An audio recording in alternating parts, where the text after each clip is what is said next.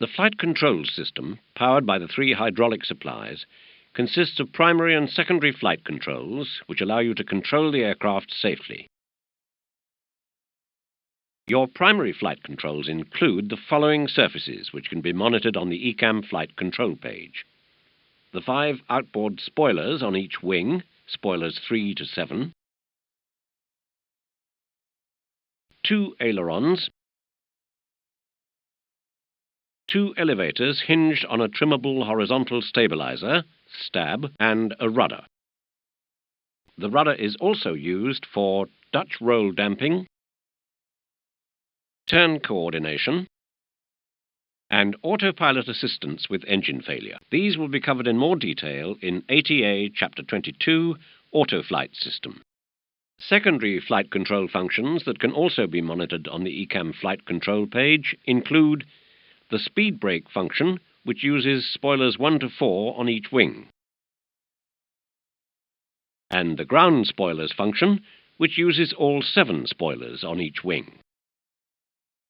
The roll spoilers, speed brakes, and ground spoiler movements can also be monitored on the ECAM wheel page. These other secondary flight controls are not shown on the ECAM. For each wing they include 2 flap sections and 3 slat sections which can be monitored on the slats and flaps position indicator, SFPI. When the slats are extended, 2 Kruger flaps extend, and the ailerons droop to act as additional flaps to improve the aerodynamic characteristics of the aircraft. If a fault occurs in a flight control system, the less critical flight controls can be isolated in 2 ways. First, with hydraulic fluctuation, for example, isolation takes place automatically to preserve system pressure for the primary flight controls. With this automatic isolation, you will receive no indications in the cockpit. Second, if a hydraulic system servo control jams, the related system can be isolated manually. The guard has been raised for you, so you can switch off the blue servo control. Do this now.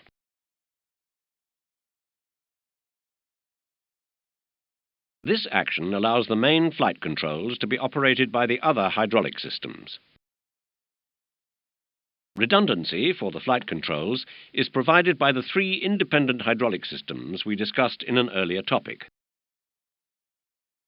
You can continue to fly the aircraft safely even if only one hydraulic system remains serviceable.